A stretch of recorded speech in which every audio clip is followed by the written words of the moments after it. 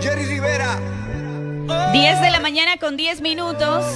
Gracias a todos ustedes por estar con nuestra programación hasta las 12 del mediodía. Los acompañamos y como siempre todos los domingos tenemos en nuestro segmento de responsabilidad social invitados especiales. Y en esta ocasión yo les quiero presentar a nuestra invitada. Es la doctora Mariana Vázquez. Ella es especialista en cirugía estética facial y viene a hablarnos el día de hoy de un tema muy importante del que quizá muchos nos preocupamos por los problemas funcionales de la nariz, porque ronca. A veces dicen que es porque tiene desviado el tabique. Bueno, cuántas y cuántas cosas pueden darse y nos causan estos problemas funcionales de la nariz. Para eso traemos a la experta. Doctora, bienvenida, buenos días. Gracias por estar en la cabina de K1. Muchas gracias.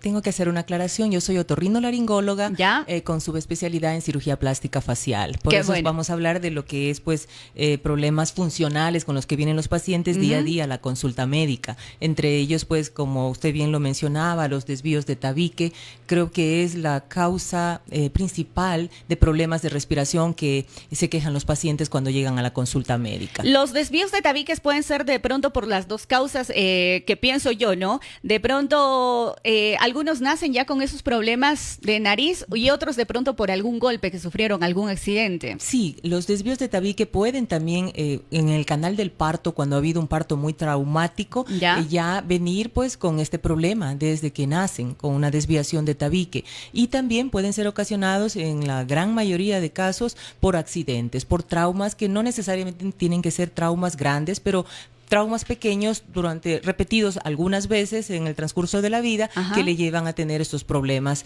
luego a futuro de mala respiración. ¿Cómo tratamos entonces estos casos de desvíos de tabique, doctora? Supongamos alguien ya nació con este problema. ¿A qué edad sería lo adecuado? ¿Mientras más pronto mejor o debe tener una cierta edad para poderse someter a este tipo de cirugía? Bueno, es importante la pregunta que me hace porque muchos pacientes llegan a la consulta médica luego de haber estado 15 años, 18 años, respirando muy mal y me cuentan que no lo habían hecho antes, no habían venido a la consulta médica para optar por una decisión quirúrgica por el hecho de que le habían dicho de que tenía que esperar hasta que cumpla los 18 años de edad, que termina su desarrollo anatómico este tabique y que puede optar por una cirugía. Y yo le digo a un paciente, si es un paciente que lo diagnosticaron de desviación septal desde que tenía 1 año de edad o tal vez 2 años de edad y ese desvío de tabique fue causando conforme pasaba el tiempo muchos problemas, entre ellos no solo la mala respiración, sino todas las consecuencias que vienen a causa de una mala respiración, las cuales pueden ser problemas de amigdalitis a repetición, porque es un paciente que está respirando por la boca todo el tiempo, o también problemas de otitis, porque sabemos que los oídos se ventilan a través de la nariz y esto conlleva a que el niño vaya desarrollando problemas de otorrea, de otalgia o de baja auditiva. Y lo peor de todo, con el paso de los años y que transcurren 10 años, 15 años hasta que este paciente recién llega a la consulta, puede ocasionar este pésimo problema de respiración, un mal crecimiento del tercio medio de la cara, lo cual es muy importante. ¿Por qué? Porque esto determina que es un paciente que en la mordida no va a tener una mordida adecuada, los dientes no le van a crecer en una posición normal y determina también obviamente la estética de ese tercio medio de la cara que no desarrolla bien por una mala oxigenación. Es decir, que no simplemente nos va a traer un problema, sino de ahí se van a crear algunos más, como usted lo acaba de decir, va también a tener complicaciones al momento de la mordida y eso pueden ir complicando las cosas. Así como preguntábamos a qué edad puede ser intervenido, ¿hasta qué edad puede intervenirse una nariz por desvío de tabique? Bueno, esto también es una pregunta interesante porque yo decía, es un paciente que no tenemos que esperar primero hasta los 18 años para ser intervenido de un tabique. Todo va de acuerdo a los problemas que este paciente nos vaya dando en el transcurso de la infancia. Si es un niño al que hemos estado tratando durante algún tiempo y necesita antibióticos a repetición, recetas médicas que también son costosas, no es tan importante decirle a ese paciente, ok, espere hasta los 18, sino que puede ser intervenido quirúrgicamente a la edad que sea, pero siempre hay que explicar a los padres que este tabique va a continuar creciendo, claro, y que lo que estamos haciendo es tomar una opción quirúrgica, corregir esa desviación a una edad menor, es decir, en la infancia, porque la necesita, porque obviamente estamos combatiendo ya problemas que se están desencadenando en el niño, como problemas de amigdalitis, de otitis, de sinusitis, pero que hay que tener en cuenta que ese tabique continuará creciendo. Por lo tanto, es un paciente que tiene que venir cada año como mínimo a la consulta médica para ver cómo va el desarrollo de ese tabique luego de haber sido operado en la infancia. Y con respecto a la edad hasta la cual puede ser intervenido un tabique, no hay límite en cuanto a esto. Lo más importante es saber que para operar una desviación de tabique, el paciente tiene que estar en buenas condiciones de salud. Para ello se pide un examen preoperatorio sanguíneo, un electrocardiograma, una valoración cardiológica que nos diga que es un paciente que está en perfecto estado para ser sometido a una intervención quirúrgica. De pronto yo preguntaba por un lado porque dicen, bueno, que el hueso va madurando y es como que más difícil trabajarlo, y por otro, precisamente porque de pronto ya en personas de avanzada edad como que tienen un poquito más de complicaciones en su salud, y como usted le decía, tienen que ver cómo está su corazón, si es que puede resistirlo o no. Por ese lado iba mi pregunta, doctora. Ahora, esto en cuanto a desvíos de tabique, de pronto ha habido personas que han requerido una cirugía para corregir este problema en el tabique y se ha encontrado de pronto con algún caso en el que diga no se puede hacer nada, o todos se pueden solucionar con una cirugía. Realmente en desviaciones de tabique, pues los medios que tenemos para el diagnóstico, que entre ellos está la endoscopía nasal, que es un examen que se realiza en todos los pacientes que van a mi consulta médica, es un medio que nos da una visión total de esa nariz internamente, y lo primero que diagnostica una visión endoscópica es justamente esto, una desviación de tabique. Pienso que la endoscopía nasal es una herramienta fundamental en un consultorio de atención médica especializada, y gracias a ello es que podemos hacer un buen diagnóstico y determinar que este paciente es quirúrgico o este paciente no es quirúrgico. Perfecto. Doctora, ahora vámonos por el lado de los cornetes muy grandes. ¿Cuáles son los cornetes de pronto para poder explicar a la gente? A través de Facebook Live también nos pueden estar observando ahora mismo, nos ubican como Radio K1S. ¿Podemos indicar cuáles son los cornetes? Porque a veces decimos, ¿cómo es eso de que tienen los cornetes muy grandes? ¿Hablamos de los huequitos de la nariz? Sí, cuando estamos hablando de cornetes hay mucha confusión en los pacientes porque muchos de ellos llegan a la consulta diciendo yo tengo cornetes y me dicen que me los van a operar, pero no sé cuáles son los cornetes, doctora, ¿me puede explicar? Estos pacientes siempre yo les hago la endoscopía nasal, como lo dije previamente, y en este examen a través de la pantalla de televisión les enseño a los pacientes dónde están ubicados los cornetes en el interior de las fosas nasales.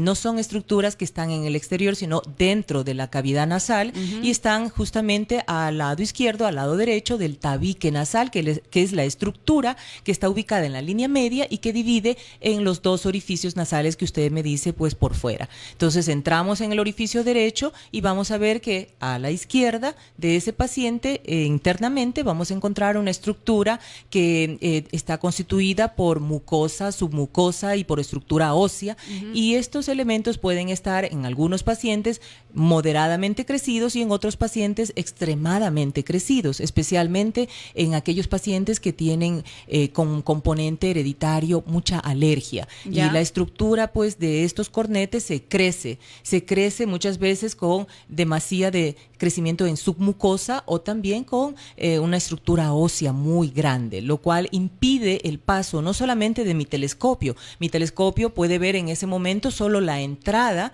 y no permite avanzar debido al crecimiento excesivo de esta estructura. Y ahí está la causa por la cual el paciente se queja de que no respiro, a veces se me tapa el un lado, se me tapa el otro lado, tengo mucha congestión nasal, tengo lagrimeo, tengo prurito, estornudo de la nariz. Ya, a eso iba yo. Iba a preguntarle precisamente cuáles son los problemas que causan el tener cornetes muy grandes. Algunos dirán, bueno, de pronto yo los tengo grandes, o como decía usted hace ratito, hay algunos que extremadamente grandes, y es precisamente que causan que no se tenga una buena respiración y mucha secreción nasal. Exactamente, hay muchos pacientes que vienen años siendo tratados por estos problemas hasta que llega un momento dado en que este cornete no da para seguirle dando tratamiento médico al paciente y es preferible en ese caso optar por una cirugía, una reducción del tamaño de estos cornetes que hoy en día también se la hace vía endoscópica utilizando aparatos que nos ayudan a mantener este cornete pequeño a lo largo de la vida del paciente, a pesar de que sea un paciente con problemas alérgicos de fondo. Listo. Otro de los problemas que podemos encontrar dentro de nuestra nariz y obviamente se causan los problemas funcionales es acerca de los adenoides muy crecidos. ¿Qué función tienen los adenoides dentro de nuestra nariz? Bueno, dentro del círculo de las adenoides es tejido linfoideo que forma parte de un conglomerado de tejido linfoideo que está ubicado no solamente a nivel de la rinofaringe, sino también a nivel de la orofaringe. Entonces, cuando a un paciente se le dice tiene las adenoides grandes, la gran mayoría se asusta porque dice, bueno, si me las saco me voy a quedar sin defensas. No es tan cierto esto, porque como lo dije, es solamente parte de un círculo de tejido linfoideo que tenemos en el cuerpo y que nos ayuda a combatir justamente los procesos infecciosos. En este caso, cuando un paciente acude a mi consulta con este tejido adenoideo que está extremadamente crecido en la rinofaringe, es fundamental decirle al paciente de que esto le va a causar muchos inconvenientes, especialmente en la infancia, procesos de sinusitis a repetición. Son niños que constantemente están yendo al médico general o al médico pediatra porque el niño se enferma de gripe a repetición. No es tanto la gripe, es retención de mucho moco en la nariz que se produce porque es una cavidad que no tiene salida, no tiene drenaje hacia atrás. Recordemos que los senos drenan hacia la parte posterior, hacia la rinofaringe. Y si tenemos una rinofaringe tapada por una papa, por una cosa que está bloqueando en un 70-80% esta rinofaringe, pues va a ser un chico o una niña que siempre tenga acúmulo de secreciones dentro de la nariz. Y estas secreciones se infectan con facilidad. Por ello, son niños que normalmente están a nivel de médicos generales o manejándose con un pediatra a repetición. Cada 15 días, cada 3 semanas, se repite la famosa gripe que no es gripe. Eso le iba a decir, puede ser confundido por gripe y los papás pueden decir que se puede tratar de pronto por el cambio de clima, que son resfriados y de pronto porque al niño no le gusta usar chompa y que ese es el problema de que tenga entre comillas gripe y de pronto pues podría ser tratado de otra manera y no precisamente con un neumólogo que es quien está al pendiente de... Muchas veces se van a las opciones más altas cuando yo pienso que aquí lo fundamental es descartar. Yo siempre digo en mi especialidad, vamos de menos a más siempre. ¿Cuáles son las alternativas aquí? Una simple radiografía de la rinofaringe en donde se va a ver claramente. Pero ¿cómo podríamos diferenciarlo, doctora? Si es, ¿cómo en este caso que usted me acaba de decir, cómo diferenciar si se trata de gripe o si tengo un problema con adenoides? Eso, con una placa radiográfica. Una placa radiográfica que es una placa muy sencilla, de costo económico muy bajo y que nos permite ver las adenoides, justamente el crecimiento de las mismas bloqueando la rinofaringe en su parte posterior. Entonces, allí es cuando vamos a ver si está bloqueando un 50%, un 70%, un 80%, y esto es lo que nos da la clave para poder decirle al paciente de qué manera lo vamos a manejar. Un neumólogo de pronto también puede confundirse porque yo he conocido casos de pacientes que han tenido por lo menos ya un mes de gripe y por más pastillas e inyecciones que tenga, el problema sigue ahí. De pronto el neumólogo también puede optar y decir ya al final, no se trata de una simple gripe, más bien él podría derivar ya para otro especialista. Él sí puede darse cuenta. Así es, algunos pacientes me llegan tratados también por el neumólogo y luego, bueno, dicen ellos, ya le he dado todo, ya le he hecho los exámenes respectivos, vaya donde el otorrino porque posiblemente la causa original de su dolencia está arriba, en la vía respiratoria alta, y es el otorrino el que le tiene que valorar ese asunto. Bueno, entonces, mucha atención sobre todo para los papis, ¿no? Que a veces sí, pues, empiezan ya a desesperarse cuando ven, pues, que su niño, su niña no tiene solución, que esa gripe está, entre comillas, como digo, esa gripe, pensamos que es eso y puede tratarse de un poco más allá de una simple gripe o un un resfriado, para que tomen en cuenta otras alternativas que pueden estar precisamente ahí a su alcance y puedan solucionar ese problema funcional en la nariz. Vamos por otro de los casos también que podemos encontrar dentro de un problema funcional, doctora. Hablamos de la famosa rinosinusitis, ¿ya? Sí, porque escuchamos la sinusitis nada más, ¿ya? Pero si vamos en general, ¿cómo podemos tratar? Porque hay dos casos, la aguda y la crónica. Así es, así es. Cuando hablamos de rinosinusitis estamos englobando toda esa congestión que existe dentro de las estructuras internas de la nariz, llámese mucosa del tabique, mucosa de los cornetes, y estamos también hablando de una inflamación de la sábana que tapiza las cavidades anexas a la nariz, que son los senos paranasales, que se encuentran alrededor de la nariz. Entonces, un paciente con rinosinusitis aguda es aquel paciente que llega a la consulta médica y que nos comenta que empezó como una gripe normal, pero que conforme pasaron los días pensó el paciente que le iba a pasar con una limonada caliente, con un poco de jengibre, medicamentos naturales que muchas veces se toman para una gripe, pero que el paciente siente que no pasa y que empieza ya a haber una mayor congestión nasal, un dolor frontal, una sensación de pesantez de la cara, incluso cuando agachan la cabeza, sienten que hay un contenido que se está cayendo de la cara y sensación de que realmente hay un decaimiento general del paciente. Estos pacientes ya llegan a la consulta normalmente con 8 días con estos síntomas. En la consulta médica vale la pena preguntar si esto le ha sucedido antes o es su primera vez. Normalmente son pacientes que me dicen, no, la verdad, esto me sucede una vez al año y no más. Si es un paciente de este tipo, el tratamiento médico para este paciente es lo que aplica. Un buen tratamiento médico de especialidad que conlleve un buen uso de antibióticos, descongestionantes nasales, podría ser una inyectable en caso de que el paciente no tolere la vía oral, y descongestionantes tópicos que también ayudan mucho a combatir este acúmulo de secreciones que tiene en la nariz el paciente. La gran mayoría, el 90% de estos pacientes son pacientes que remiten muy bien su cuadro clínico y luego pues no vuelven a tener sintomatología alguna relacionada a sinusitis aguda. ¿Cómo hablamos? Y ya cuando estamos en la crónica, es porque ¿qué problema podemos encontrar cuando ya está más avanzado el problema? Bueno, este es otro cuadro. Son pacientes que llegan a la consulta y nos comentan, doctora, yo tengo más de 4 episodios al año y estoy siempre sintiendo un dolor que está presente en la zona frontal o en mis pómulos. Tengo la sensación de que agacho la cabeza y siempre tengo pesantez en la cara. Muchas veces amanezco con los párpados hinchados. Son procesos que me van y que me duran 3 semanas con cada episodio que me da. Ya me han dado muchísimos antibióticos y llevo con esto padeciendo más de 2 años o 4 o 5 años o a veces muchísimos años.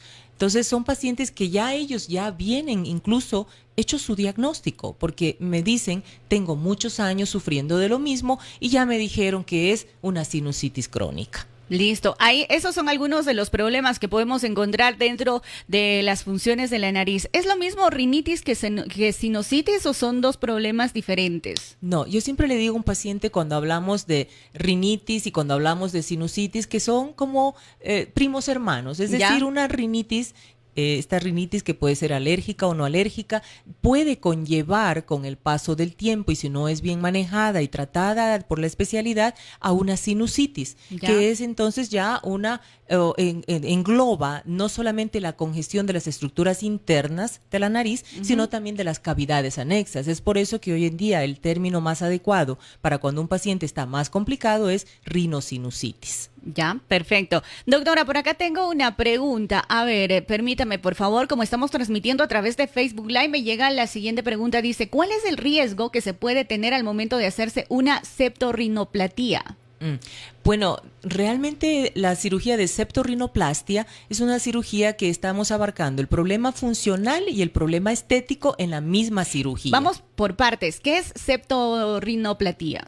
Eso, justamente eso. Septo corresponde a lo que es el manejo de la desviación de tabique y rinoplastia corresponde a lo que es el manejo de la parte estética de la pirámide nasal, de la punta nasal, cuando son pacientes que tienen este tipo de de complejos que dicen, no, yo me quiero operar la nariz porque no me gusta la jiba que tengo, la punta caída. Entonces, septorrinoplastia es una operación que abarca lo funcional y lo estético en la misma operación. Claro, bueno, a veces, como siempre sabemos escuchar, o a veces hay quienes no quieren reconocer que se operaron la nariz porque no les gustaba y dicen, bueno, tenía un problema de respiración o de tabique, ¿no es cierto? Así es, eso es lo que pasa con mucha frecuencia. La justificación, digamos, para Exactamente, sí, y la verdad es que muchos de ellos sí la tienen, porque tienen una gran desviación interna que les está provocando un gran problema funcional de respiración y qué bueno encontrar esta causa para decir de una vez me arreglo y de una vez me hago la estética, ya que tampoco he vivido muy contento ni muy feliz con esta nariz. Doctora, al principio de la entrevista yo le había comentado, a veces las personas roncan, es precisamente o mejor dicho, en su gran mayoría es por un desvío de tabique que pueden llegar a roncar las personas. Bueno, muy aparte que pueden haber otras causas. Sí, así es. Usted tiene mucha razón. En lo que es ronquido, no se puede decirle a un paciente que llega con una gran desviación septal que esta es la única causa de su ronquido. Muchas veces nos ha pasado que se opera la gran desviación septal de este paciente, queda con una muy buena ventilación, queda respirando perfectamente, pero sin embargo el paciente continúa con ronquido. El ronquido engloba muchas otras causas, entre ellas, por ejemplo, la flacidez de los tejidos del paladar blando. Entonces, no podemos decirle a un paciente ni prometerle a un paciente operado por una gran desviación que le vamos a dejar sin ronquido. Exacto. Ahora, a eso ya de pronto podría tratarse de otro tema y de pronto pues debería consultar también ya a otro especialista.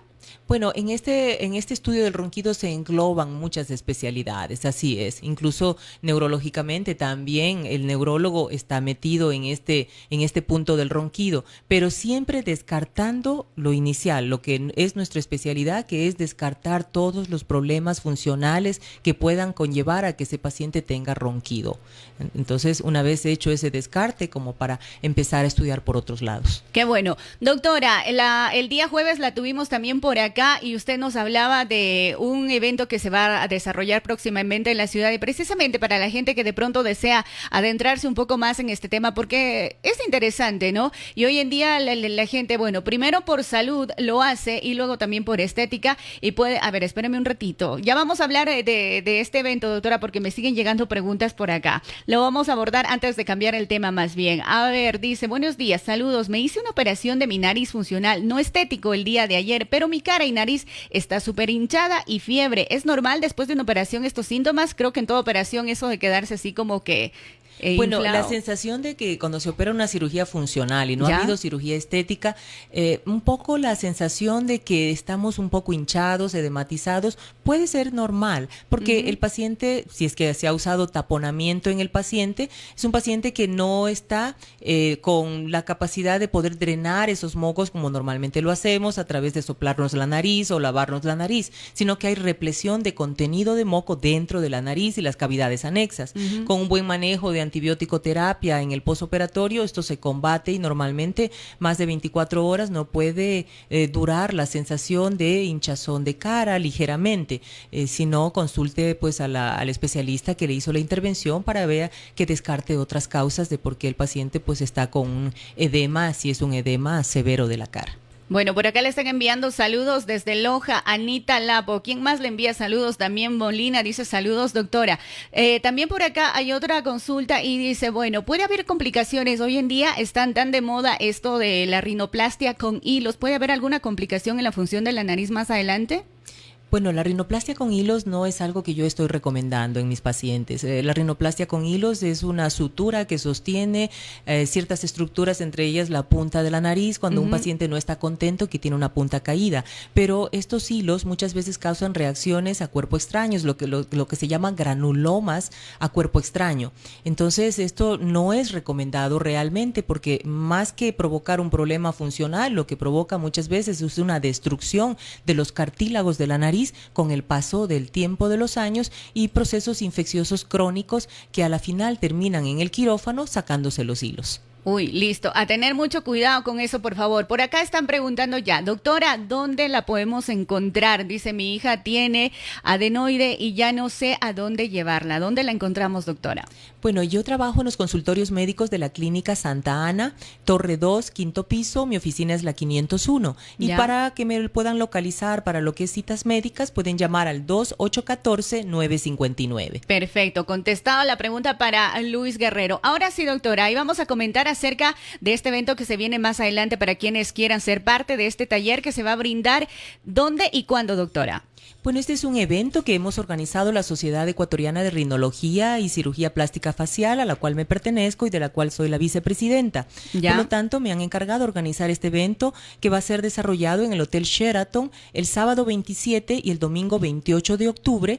Es un curso de actualización en cirugía plástica facial que está destinado a médicos generales, a médicos especialistas en otorrinolaringología que practiquen la cirugía plástica facial, a médicos residentes de hospitales, a médicos que les guste y estén interesados en todo lo que son las innovaciones y las tendencias de hoy en día para lo que es cirugía plástica facial. Entre ellas vamos a tener un taller práctico que va a estar destinado justamente al conocimiento de todas las estructuras internas de la nariz, entre ellas las que acabamos de comentar con usted, el buen manejo de un tabique nasal, de unas estructuras nasales como son los cornetes nasales y todos los elementos que conforman la nariz, las estructuras cartilaginosas, para que a futuro en su desempeño pues tengan un bagaje, un conocimiento bueno y puedan realizar sus cirugías, sus rinoplastias o sus septorrinoplastias de la mejor manera. Perfecto. Están invitados todos ustedes. ¿A dónde pueden inscribirse para ser parte de este evento, doctora? Por favor, los interesados pueden llamar al 099-870-1764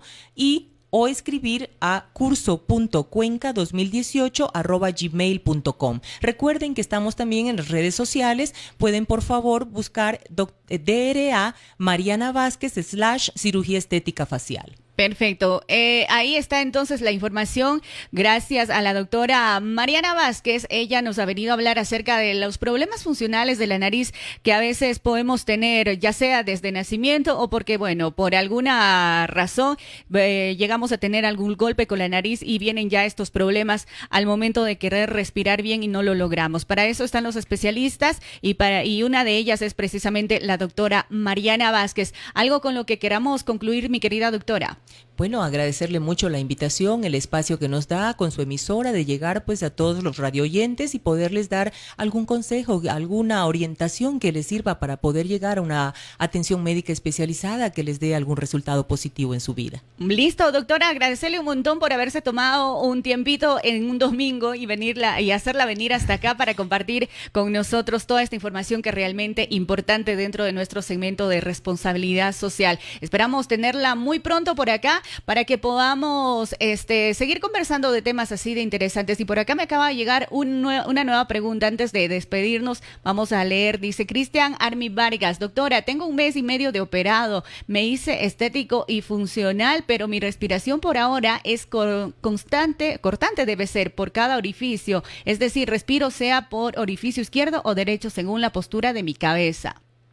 Bueno, normalmente tenemos que saber que cuando hacemos una septorrinoplastia hay estructuras internas que se tocan, entre ellas el tabique, y esto genera muchas veces producción de moco o excesivo moco dentro de la nariz. Son pacientes que tienen que ser manejados en la consulta médica, en los controles posoperatorios y ver mediante endoscopía nasal cómo va el proceso desinflamatorio de estas estructuras. Posiblemente esa es la causa por la que la respiración está de esta forma. No sabemos qué procedimiento adicional se hizo dentro de esta septorrinoplastia. Sería bueno valorarlo endoscópicamente para poder determinar qué podemos hacer con el paciente. Listo. Le agradecemos, doctora, a usted y a todos nuestros oyentes y todas las personas que estuvieron interactuando por acá con cada una de sus preguntas. Como le decía, esperamos pronto tenerla nuevamente acá. Muchas en la cabina Patricia, de K1. Gracias por el espacio. Gracias a usted y que tenga un feliz domingo. A nuestros oyentes también, muchísimas gracias por estar.